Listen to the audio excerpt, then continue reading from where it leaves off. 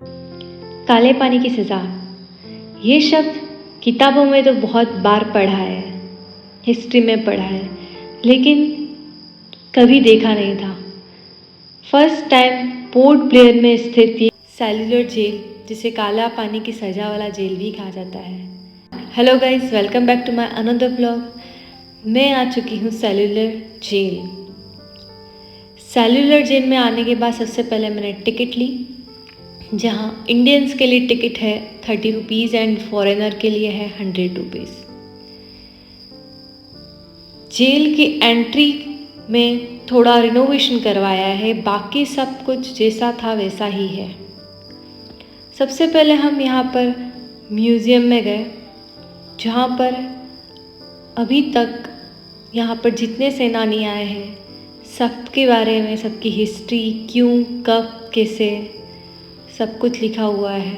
ये जेल का निर्माण कब किया गया, क्यों किया गया और कैसे बनाई गई, इसका आर्किटेक्चर क्या है, ये सारी चीज़ें हमें इस म्यूज़ियम में पता चलती हैं।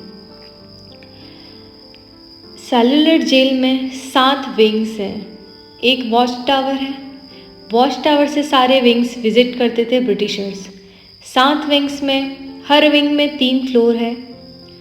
सबसे पहले हम गए फांसीगर, जहाँ पर एक साथ 3 सेनानियों को फांसी लगती थी। यहाँ पर रोज ही फांसी लगाई जाती थी। अंग्रेज़ों के पास कुल मानवीयता नहीं है। ये जेल का निर्माण इस तरह से किया गया था, इसके बाहर का लोग इस तरह से बनाया गया था ताकि किसी भी सेनानी का यहाँ तक हाथ नहीं पहुँच सकता है। यहाँ सिर्फ दिन के टाइम पे सनलाइट आ सकती है, थोड़ा बहुत उजाला हो सकता है। रात में यहाँ इतना अंधेरा हो जाता है कि अगर कोई हमारे सेनानियों को कोई जानवर काटे तो उनको ये पता चलता है कि किसी ने तो काटा है, लेकिन ये नहीं समझ में आता है कि कौन था वो।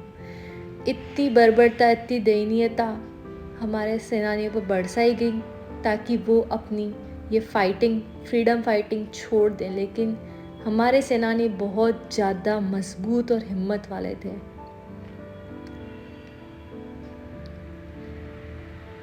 इस सेल में नाइट के टाइम पे हर एक विंग पर एक वार्डन रहता था। अगर किसी को रात में कोई भी इमरजेंसी हो, ये दरवाजे नहीं खोला करते थे। सेनानियों को अपने सेल में ही रहना पड़ता था और जो कुछ भी करना है वो सब उसी सेल में करना है। यहाँ पर इस 7 विंग्स को देखने के लिए एक वॉच टावर बनाया है। वॉच टावर पर ब्रिटिशर्स पूरी जेल की निगरानी रख सकते थे। सेनानियों को सुबह उठते ही और रात को सोने तक उनको यहाँ पर बहुत ज़्यादा काम करवाया जाता था। इनको दिन का 9 किलो तेल और 36 किलो रेशे निकालने होते थे। अगर ये इससे कम निकालेंगे तो इन पर कोड़े बरसाए जाएंगे, इनको खाना नहीं दिया जाएगा। इनके खाने में रोटी जो होती थी, इनको मिलती थी घास फूस की रोटी, जो कई दिनों का सड़ा हुआ आटा था उसकी रोटी मिलती थी। कई कीड़े बाहर की ओर दिखते थे, इस टाइप की रोटी और ऐसी दाल यहाँ पर उनको दी जाती थी। बहुत ज़्यादा उन पर अत्याचार किया गया था। सेकंड फ्लोर पर वीर सावरकर जी की कोठरी थी। वीर सावरकर जी की जो सेल थी उसको